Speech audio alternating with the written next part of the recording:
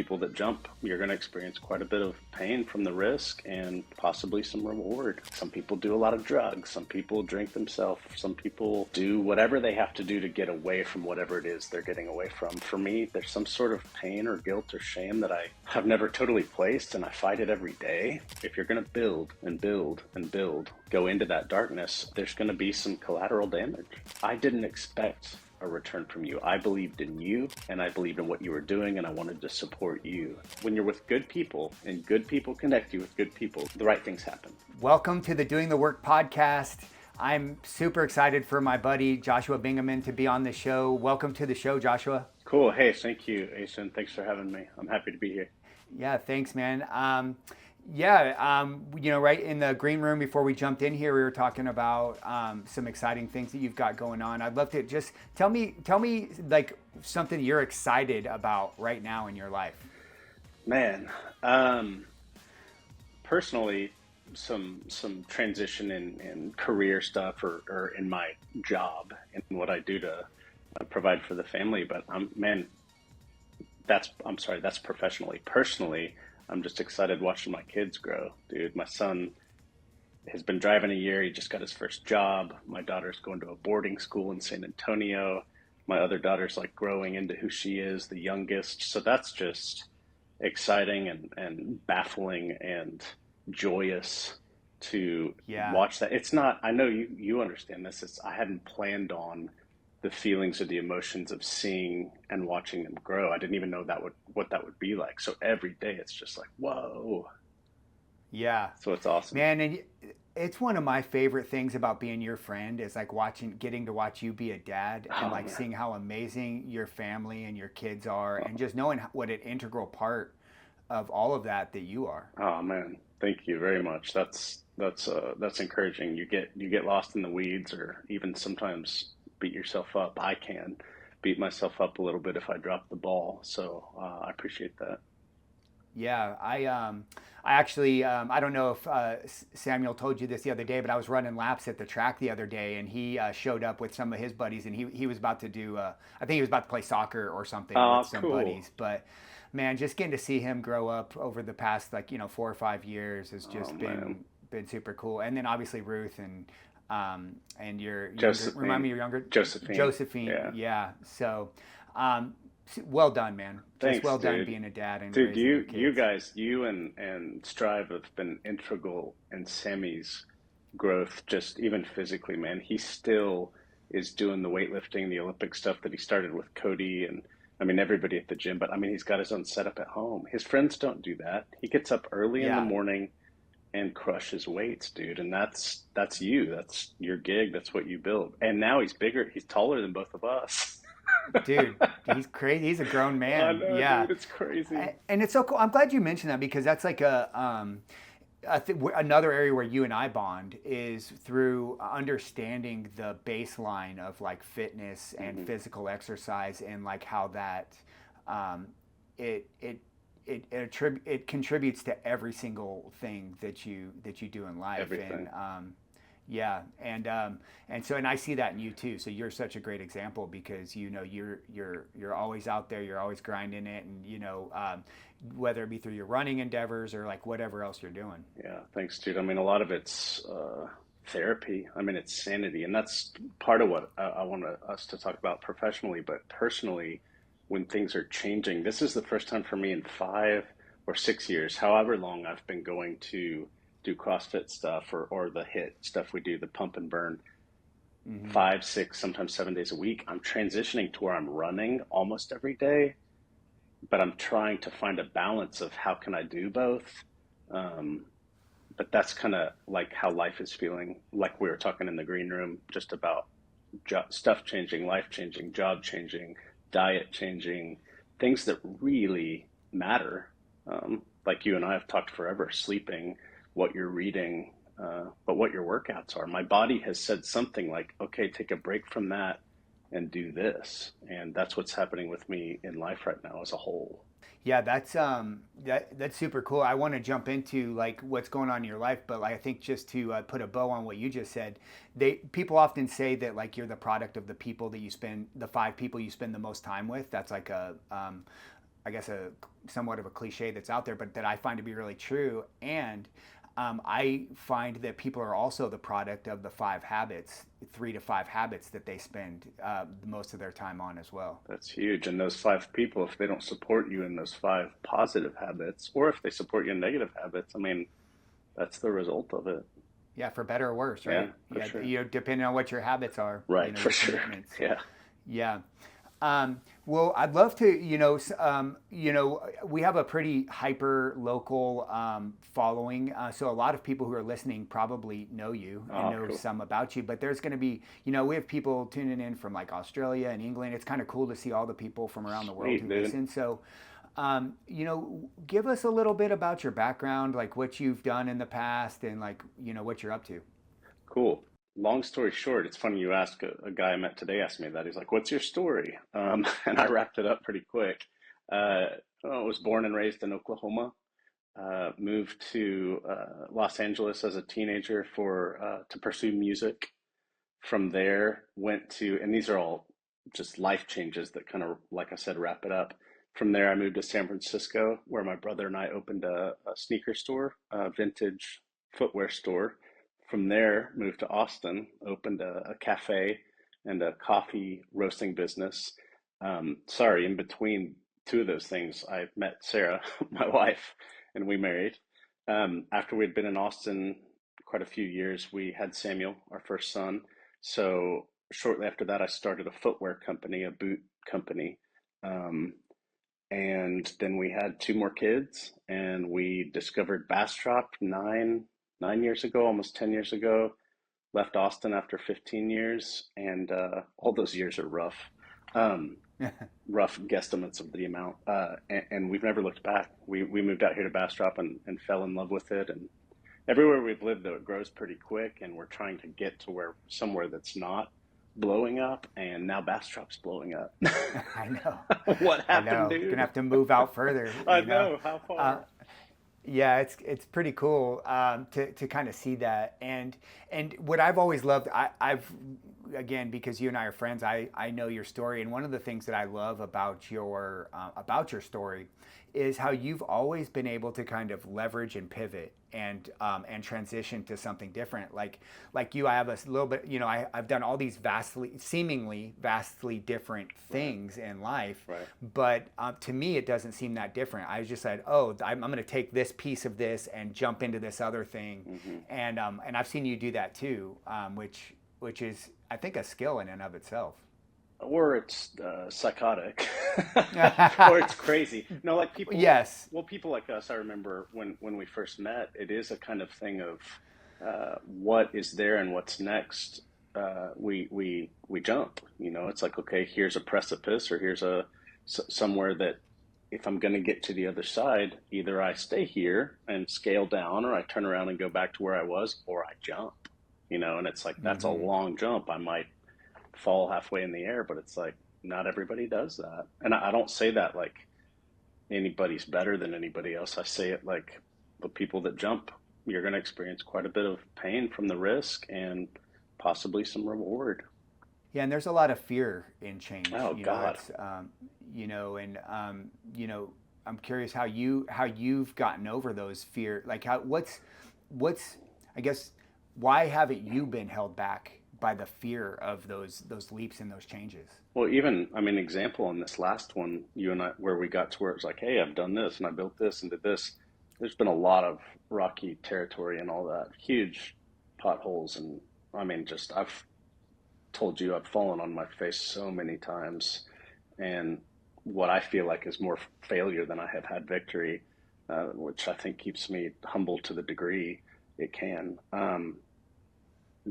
During right when the pandemic started, and right before that, I had started to kind of exit anything and everything I had started business wise, and I didn't know why. And now I'm kind of getting more of a grasp on that. I started consulting for some businesses, and then that kind of led into some real estate endeavors, which even you were part of some of my freshman beginnings of doing some real estate stuff. But now that's kind of edged into what I'm doing now. But I think that part of what you were just saying about doing things as hard headed as I have, or as quickly as I have, is and I've been getting in touch with this recently. I have a lot of guilt and shame, I think, that not only aren't isn't real, but from something from growing up that's not even as much performance based, but I don't know why it's there. And one of the Mm. ways I was able to get away from it and around it is work, and to put my head down and schlep and focus and I mean just work myself probably into an unhealthy state, but it's like that's the I mean it's like some people do a lot of drugs, some people drink themselves, some people do whatever they have to do to get away from whatever it is they're getting away from. For me, there's some sort of pain or guilt or shame that I have never totally placed, and I fight it every day, but it has always caused me to work really, really hard. Um, a lot harder than maybe everyday Joe, and part of that is starting stuff. Part of that is the fear is so debilitating that if I don't run into it full force, like 1,000% push into it, I mean, some days it's still suffocating. What you said, the Yeah. fear, and I don't even know what I'm afraid of, but it's there. And if I don't work really hard, if I don't work out, if I don't run really hard, if I don't do something that feels like opposite of that darkness, like if I have to do something that feels like light, penetrating into whatever that is, and I always have to do it. And I do it until I exhaust myself, and that's not healthy. But then I just need a little bit of recoup, and then I'm back in it. I'm back in the work.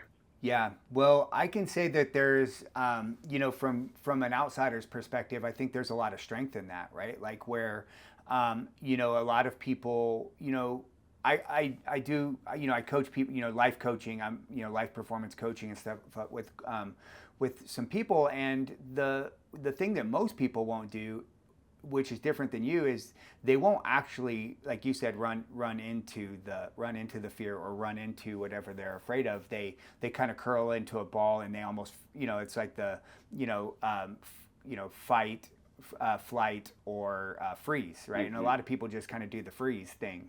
And so I think there's a lot of strength into the courage that you take of, like you said, I'm gonna take action, Mm-hmm. because ultimately your way of being and your action is what's going to determine your results. Oh, So sure. yeah, And I think that's a pretty cool. to touch on that, the results aren't always positive. Like that's something I've been processing a lot lately. Is like, man, when you work that hard, or when you pivot that fast, or when you um, push that hard, I've burned bridges.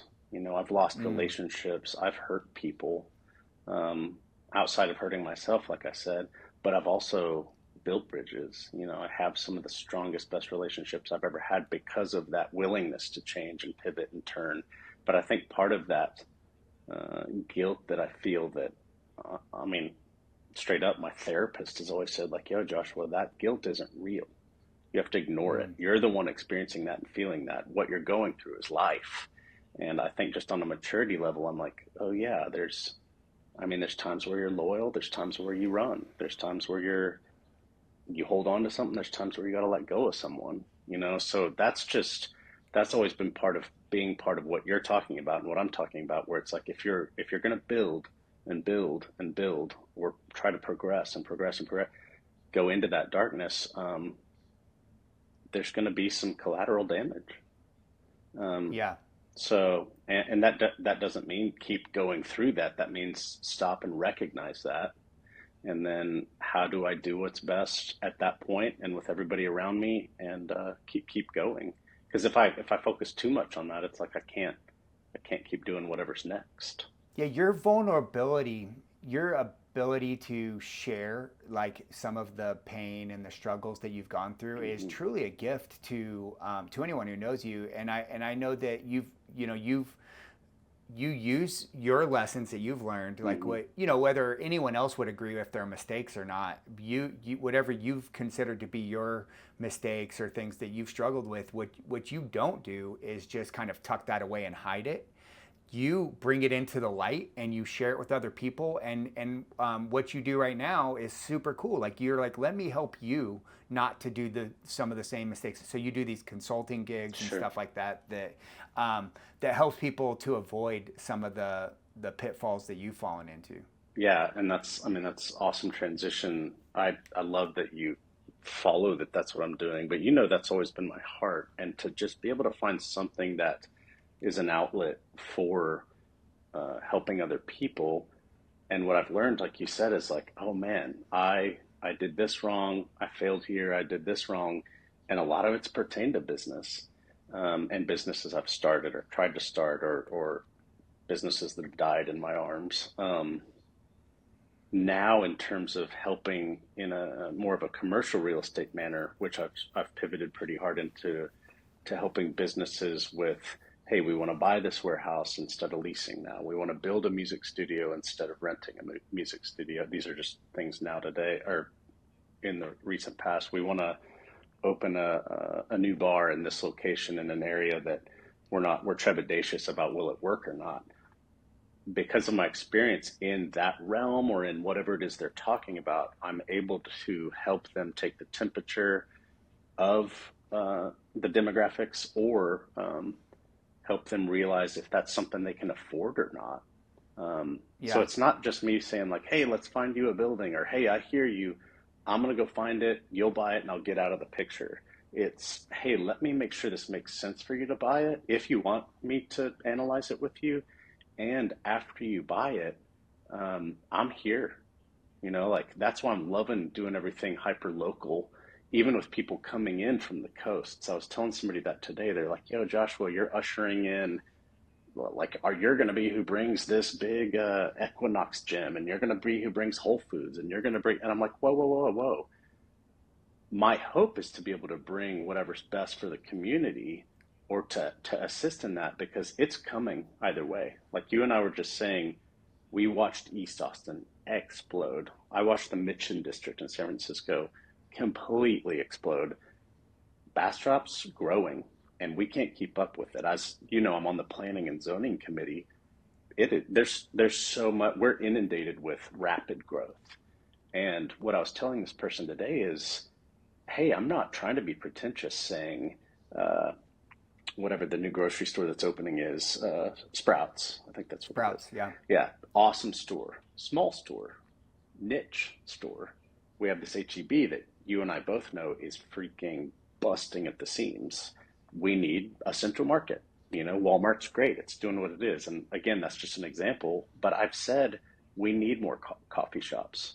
I would love for them to be local. If it means another Starbucks, so be it. The Starbucks that we have is dry just every day because it's so inundated with customers. And I feel like that we need more Chick-fil-A's. We need more, everything that's here, we just need more of. And then my hope would be that there's more local for that coming from other places. Well, even especially Austin, come out here to Bastrop, So I'm loving the opportunity to be that conduit, or to kind of mediate not just the cool places, but the places that care, the places that are going to come out here for the people that are out here. Yeah, and I think that's it's a really cool role that you play, because like when you talk about someone like a HEB or a Starbucks or any of those big brands that you just mentioned, they all have a team that does this research, and they Mm-hmm. have, they can pay all these like business analysts and all these people to figure out if it's a good fit for them. But small business owners like myself and other people who've maybe just had some, they grew something grassroots, and they grew as big as they could grow in like one location. They don't have all of those assets, and so like coming to someone like you and getting that type of analysis and that support is majorly helpful, and it makes me think, like, have questions like, for example, what's one of the most common mistakes that you see a small business make when they're trying to expand or grow or get that big commercial development or whatever? That's a good question. I mean, I know what I've done. Like I said, wrong. I know a little bit that I've done right, but what I've watched happen and what I think is pertinent is not having enough capital behind them, not raising enough money, and usually not raising enough because they haven't done it before, dude. A lot of the people you're talking about, ourselves included, at one time were like, I've never been in this place that I'm going to need to grow or make the decision to stay this size.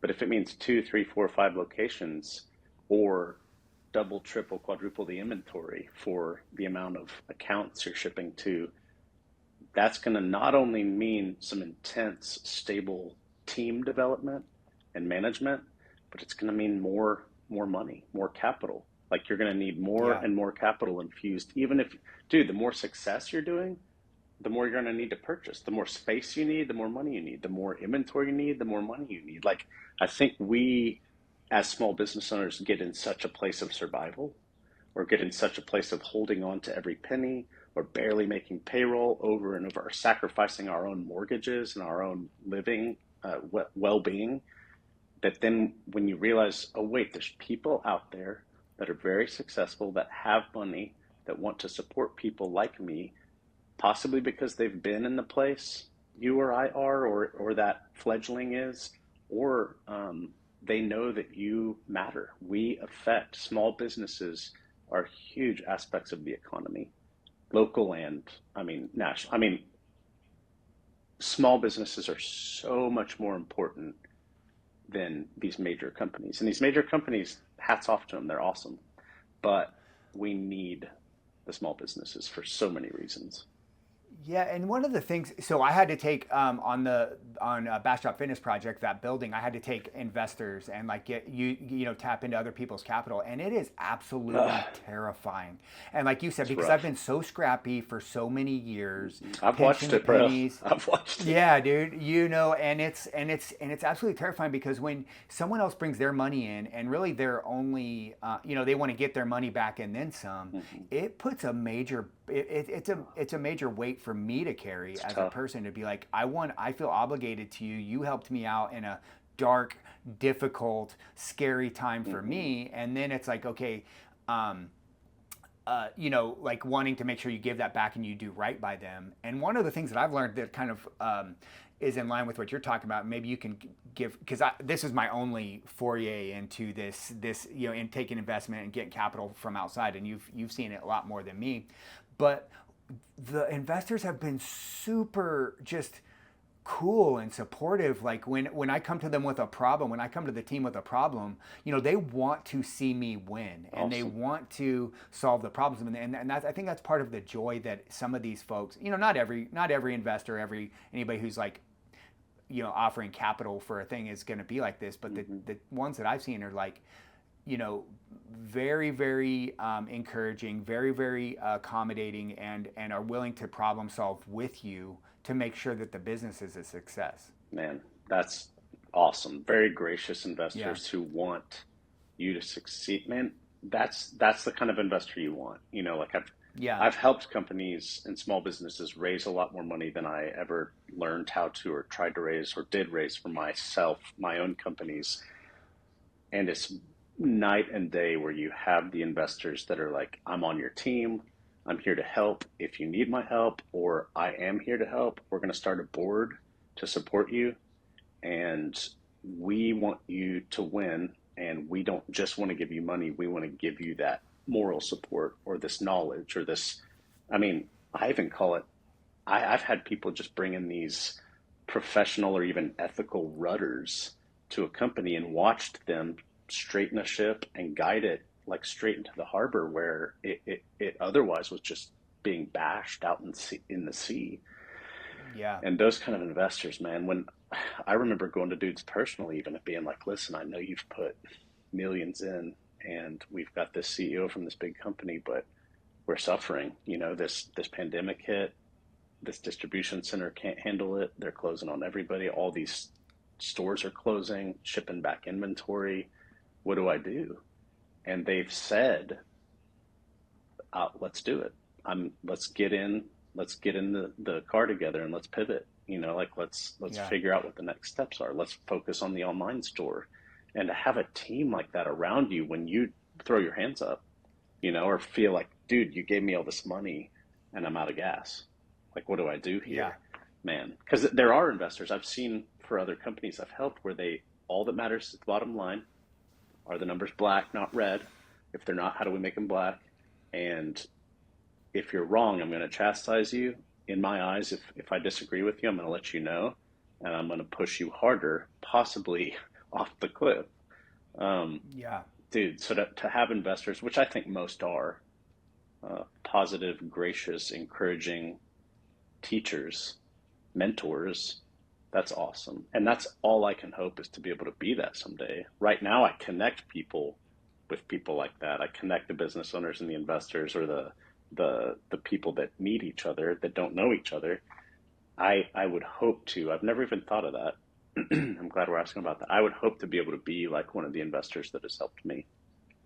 That would be Yeah. awesome down the road. Yeah, that yeah. Again, Aspire. I'm in no financial position to be a major investor in Me anybody's neither. business at this Me point. neither. But that would be like an ultimate goal, like right, to be someone who is successful enough, who's earned enough money, who can then give back by, like you said, because I know what it's like to be the small business owner, someone with a vision, with Hmm. an idea, and the work ethic, but not access to the capital that it takes to make it happen. It would be so cool to be someone like that, who Hmm. maybe has been around the block a little bit, who can Hmm. give not only money, but who can give, support and Hmm. strategy and all these other things It's to help huge. help someone like that when when they're maybe about to, like you said, throw in the towel. Yeah. You know. Yeah. And I've been there, man. And what you're saying, there's the knowledge aspect which you can gain and which a lot of them have, but if it's kind of like the Mr. Miyagi thing, it is wisdom.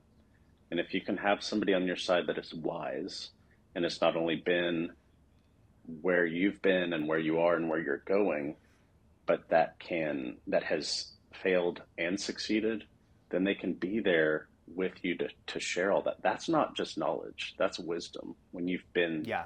in the trenches like that, and been able to get through it. Dude, I've had really, really, really successful people invest in a company that I wasn't able to take to the next level. And they were so kind and gracious and understanding. And they invest in a lot of small businesses, and they give a lot of small businesses chances. Dude, there's people that I've been blessed to have on my path that I went to so guilty that I can't get it to where we need to get it. And they have said, I didn't expect you to. Not, they didn't say, certain ones of them didn't say, uh, I invested knowing you wouldn't. They said, Right. I didn't expect a return from you. I believed in you, and I believed in what you were doing, and I wanted to support you. And dude, that just, the kindness, like I keep using the word grace, it's so humbling. It's almost like it almost crushes you because it's so, I guess, loving, because they've been Yeah. there and they knew or know, hey, I have this much money. I'm a billionaire. I like you. I believe in you. What do you need money wise? Let me teach you how to put a pitch deck together. Let me teach you what to do with the history of your financials. Let's do projections. Let's do this and that and everything. Man, that's worth more than any business degree I could get anywhere. Oh yeah. I mean, just that in the trenches type knowledge and experience that someone can just share with you. Um, the investment team that I'm working with now, I really kind of just stumbled upon them because I knew one of the guys who knew two of the other guys who knew two of the other guys. You know Right. what I mean? Yeah. But I kind of just got. I was just very fortunate to find that situation. But I'm curious. Say somebody doesn't know already. You're a connector Hmm. of other people. Hmm. How does one go about, kind of finding that capital and those types of investors that are right for them, that Hmm. are going to make that are kind of like have some of these qualities that we're talking about right now. Hmm. Well, some people hire somebody to do it. Some people hire people to go raise funds or to put a deck together for them and shop it. But what I did and what somebody like you does is you hit the ground, you go out, boots on the ground, you go, man, I had for the company I had that I raised multiple millions of dollars for, I had dozens of lunches, maybe hundreds of coffees. I traveled to many, many cities, many conversations, just sharing the passion, the passion, the passion. One person came on board, another person came on board. The third person that came on board brought people of their stature and larger. So it's not unlike you just said, it's a network. And the person that came on board, I was like, holy shit, like this person believes in me and is putting money in. And wait, she's bringing people with her. And she Yeah. tells them, I believe in this guy, put money in it. Not unlike the guys you were talking about, or not unlike somebody like myself, I'm able to say, guys, this is legit. I know you have money, you want to invest in things, invest in this guy and believe in him. They're trusting me. Yeah. The guys that invested in you that dude brought are trusting him. Right. I think relationships are 99.9% of it. I mean, I deal with a lot of big commercial guys right now. I mean, these guys invest hundreds of millions of dollars. And the only reason they're finding the properties to build on are because of this one dude in Miami. And he's been in the game for so long, and he has real sincere relationships, and he knows everybody. And through a friend of mine in Austin, he calls me. Dude, and then these deals happen that are paramount to the healthy growth of a city or an environment. That's how it happens, dude. Relationships, Yeah. people, and they have to be real. They have to be sincere. Yeah. That guy brought guys because they're real. The lady that brought the heavy hitters they had invested in her. They had been her mentors. This isn't the guy that goes out and, that does the videos and that's meeting people and, I'm sorry, goes to all the events in Vegas, and meets everybody everywhere all the time. These are the people that really have the sincere relationships because they care about people and they care about other people succeeding. Yeah. And that's how it happened for me. Like honestly, like again, like it was like I was out there, I was talking to everyone I knew about my project, and I had there was a bunch of other investors that didn't work out, for various different reasons. But like once I kept just talking I found the right person who again had that relationship. Those folks tend to travel in circles. They travel in circles, and they know other people. And it brings me back to this idea, a book I read a while back that it's just resonated with me, and it's how I've basically solved a lot of my problems, lately. Is a lot of times when people have a problem, it's like, how am I going to solve this? They start thinking how, right? But I think the most important thing is to start thinking who. If I can get the right who involved in the situation, the how just works itself out. Huge difference. And so I think that's probably a big critical piece for a lot of small business owners, again, like me, who is just used to rolling my sleeves up. I saw one of your things, and this is true, I know it's true for you too, because I saw it on your social media recently, and I related to it so much because it was like, what did I say? Yeah, I did. Well, he was like, hey, sometimes you got to just roll up your sleeves and you got to figure out how to be a plumber. And sometimes you got to figure out how to polish the concrete floors in your building. And sometimes you got to figure out how to do drywall. And I got so scrappy like that that I forgot to. And so I was always just thinking, how? How am I going to do this? Well, I guess I'm going to YouTube it and like figure out how to do this thing. But now I'm starting to think about like who. Right? Like I don't need to be the one who has to learn how to be a plumber. That's great. I need to find out who knows the plumbing, It's growth. You did it for a purpose, though. I mean, dude, the amounts of walls I've painted, the amounts of plumbing and electrical I shouldn't have done. How those permits looking? Right. Permits? No, that's where it's like doing that stuff, though, gets you to a spot where you literally are like, okay, I need to be focusing on this so somebody else can do that. That not only does it right, but so that everything lines up the way it's supposed to. And like you just said, it's the who.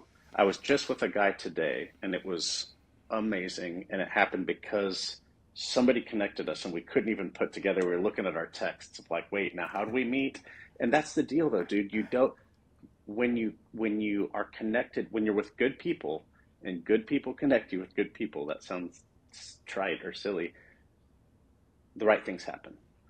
I didn't meet this guy to sell something or to buy something or to raise money or for him to benefit me or me benefit him. I'm just like, cool, this is what you do. This is what I do. Let's connect. Somebody cool connected us that we both have known for a long time, right? And this guy's totally cool talking about it. So I'll talk a little bit about who it was. Major studio developer for podcasters. Builds beautiful, amazing studios. He did Joe Rogan's studio. So he's doing all these comedian studios. He's got his own out here in Cedar Creek. And he's like, yo, come check it out. Dude, mind blown. Like the the size, the caliber, the beauty of it, the ambiance, and it's just this little sweet dude that has also been in Austin for 20 plus years, creative, hard worker. But man, he sat down, he gave me a tour, which I'll put on my social media. It was dope, so dope. But dude, he sat down and opened up with me like you and I do privately over coffee. I mean, it was like, whoa. And he just shared everything. And it's because he knew shortly after that I cared about him. I was there to meet him. The studio was Yeah. amazing. I didn't know that's what I was walking into. And I was like, dude, this is amazing, this is awesome, this is beautiful. He's going to be doing all this healing, yoga, sound baths, and cold plunges, and all this stuff as part of the studios he's building. But That's the sick. the main thing that you and I were just talking about, I'm sorry I got off track, was he was talking to me about the same things we're talking about right now, where he's like, I almost quit at this point. I got divorced at this point. I had a daughter at this point, and he's telling me these major life things and how at each of the points where he almost quit is when the huge things happen, when the changes Yes. happen. He on these studios, dude. He was like, I had this much in my bank account, I had this much in my bank account, I had this much, and it was getting to where it's dwindling. And he's like, for some reason, I had to keep going because what I was doing was helping people.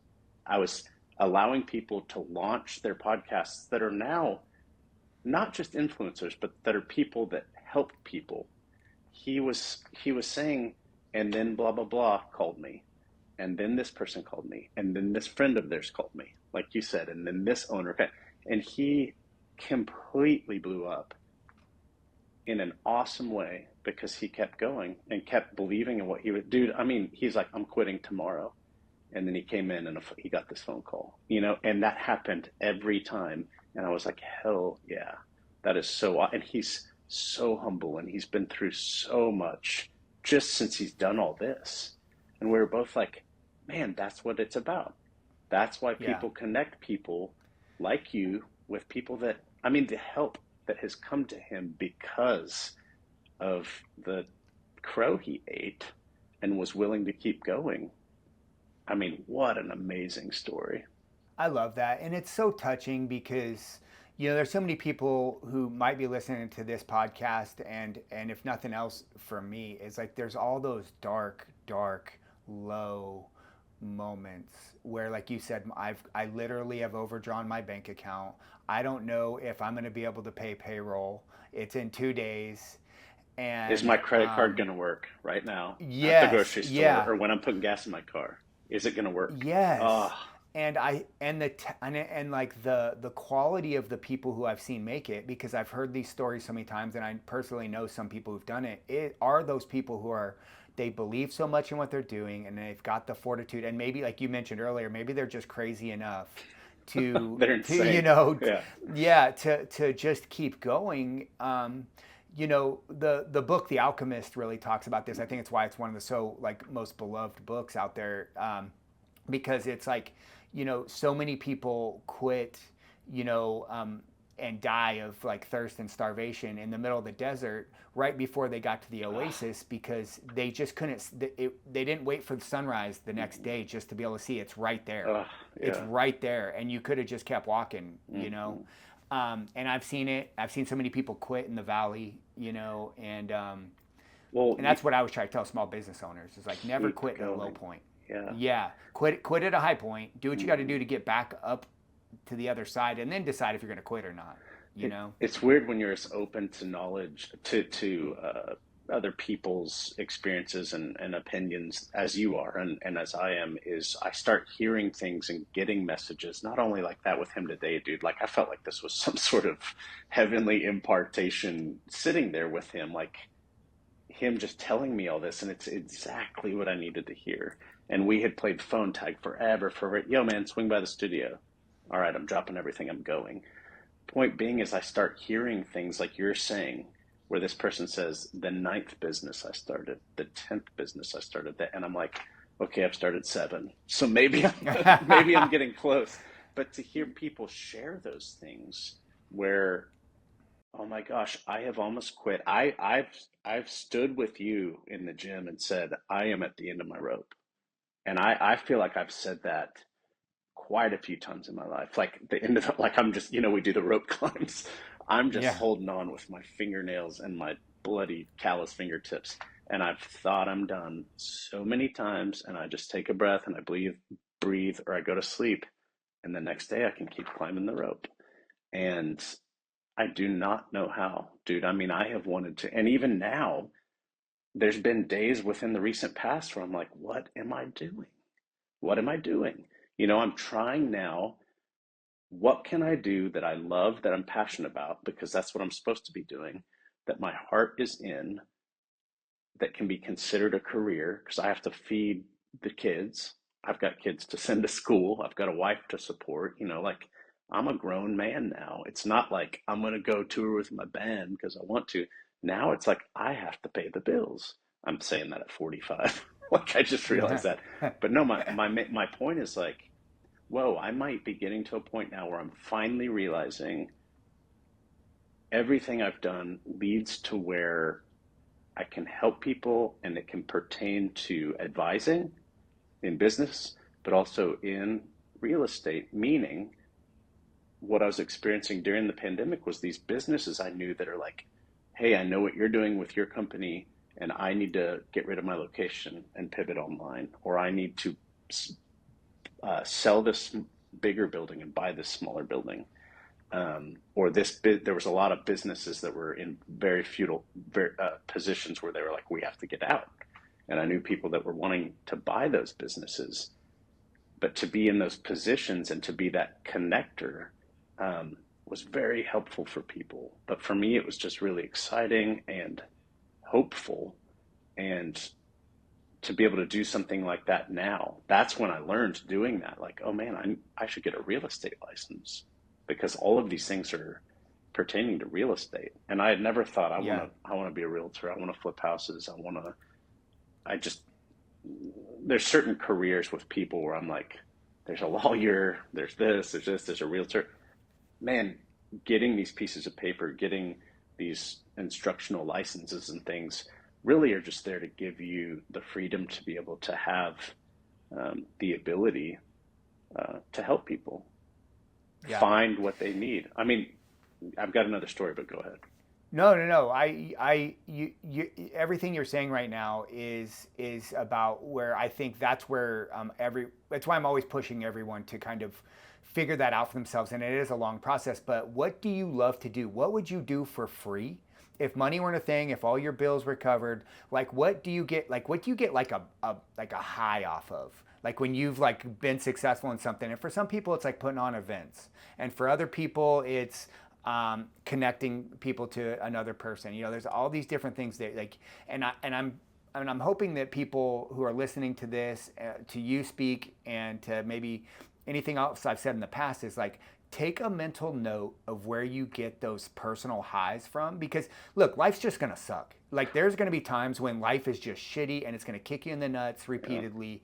And so you might as well be doing something that gives you some other type of reward, some other Mm-hmm. type of high, other than what we would consider those external rewards like money and recognition and all those other things.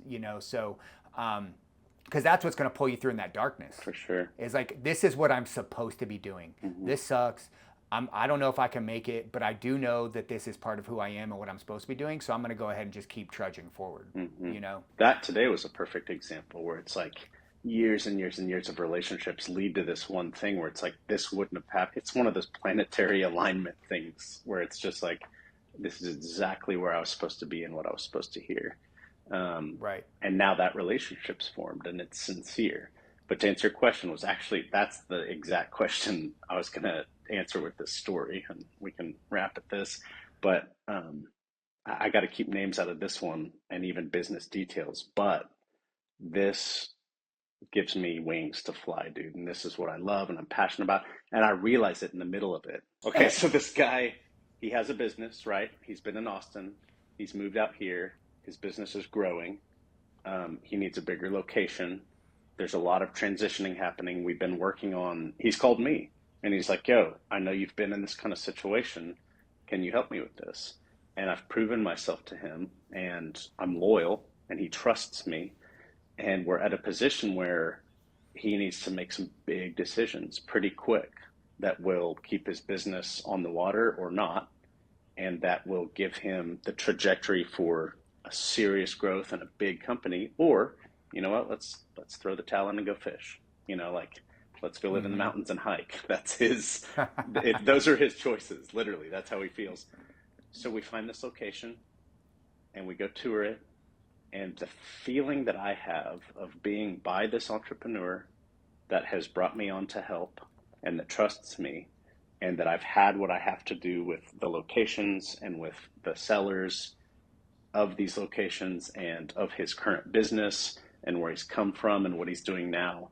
The feeling I have of the camaraderie of being able to be by this person and walk through the property and help them make decisions on what's going to work and what's not, and where it's going to work and what's not, and then stand with them outside the location and look and see in their eyes, I'm going to do this.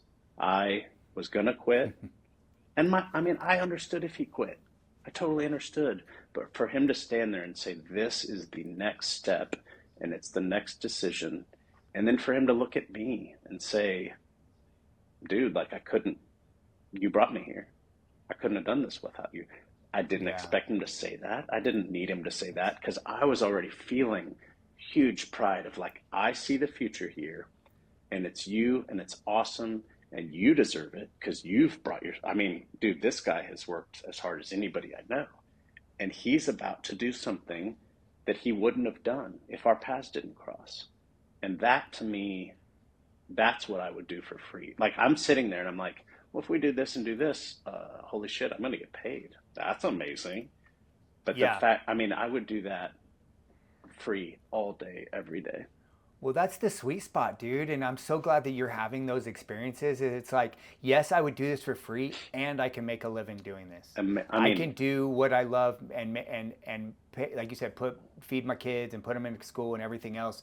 And it's like, it is the perfect situation. And there is something like that out there for everybody, God, you dude, know? yeah, I'm living proof. And dude, I feel this is recent because again, Yeah. there was a time now where I was at the end of the rope, and it's like, oh wait, I've met this person, I met this person, this is happening. These people are awesome. I want to help them. I've been where they are, or I get to grow because of what they're doing. They love what they're doing. I am ignited by their passion. Golly, dude. And then what you just said, I get to make a living. I mean, what a blessing.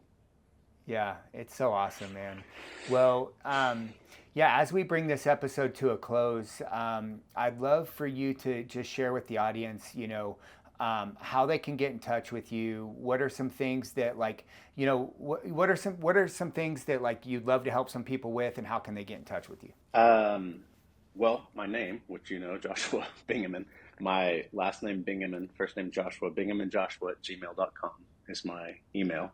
I'm on social media. If you just look up Joshua Bingaman, I'm about to, We'll put the links in okay, this. awesome. Well, Yeah, I'm about yeah, to meld all my personal, and I've been super hesitant of this for all my businesses, but I'm about to meld my personal and real estate social media accounts because they're not companies that I wouldn't meld with that I've started because they're becoming, like we're talking about, so intertwined, So hmm um, those will be there. And my heart or my desire is for people that need or want some guidance in or assistance or just a sounding board of here's where I am, what should I do next in my business.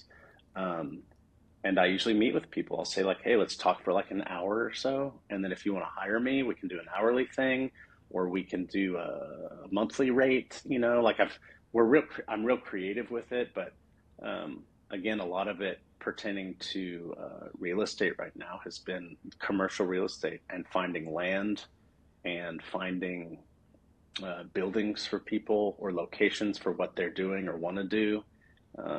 Freshman businesses and businesses that are really, really seasoned and successful and proven. I think the most exciting part is a lot of the people that I have that are selling either aren't on the market or have said, like, hey, Joshua, bring me somebody and I'm open to selling. And, or somebody saying, I'm looking for this, Joshua, but I'm not like shopping hard every day, or I don't have an agent out there looking for everything. When people tell me those things, I'm like, I'm not going to find somebody to buy this, or I'm not going to find somebody that wants to sell this for this person. It happens. Like somebody Yeah. will tell me something and then something will become available in 48 hours. And I have the joy and gratitude of connecting those people. I was just gonna say that, and so I think you said it so perfectly. But what I was gonna say as a plug for you is like you are really the guy. Like if someone has, and like now that you're like wheeling and dealing in the real estate world, the Yeah. commercial real estate world, like if you have a real estate need and you haven't been able to find anything on the market, Right. I recommend that they reach out to you. Awesome. because I've seen how you find those off market things, and your Rolodex and your black book of contacts is crazy. My little black Who book. you know. Well, you're being like so humble, but the truth is you know a lot of people in who have a lot of money and who have a lot of properties and a lot of things like that that you could probably plug someone into if they've been frustrated with their current situation. Yeah. So so I recommend people to reach out to you. Awesome. If nothing else. You know, like again, you have so much to offer in terms of like business and like all those businesses you listed at the beginning. So I hope that people will reach out to you, man. Awesome. Thanks, dude. I'm really glad we got to chat just on this because I don't get to see you had to go off for your work stuff to El Paso Yeah. or wherever. So I look forward to you Yeah. coming back so we can have some more in-person FaceTime. Thank you for having me. Yeah, of course, man. I always love getting together with you. This will not suffice for me being online with you. I need to see you in person and Me hug neither. you. And, Yeah, dude. yeah. You got a hug So we'll waiting. get together soon. Yeah, I can't wait. But thanks for being on the show, man. Thanks for sharing your wisdom and Thank you. as always being vulnerable and real and honest. So Appreciate it. Much love, brother. all right, brother. Have a good Gratitude. rest of your evening. Take You too. care. Bye.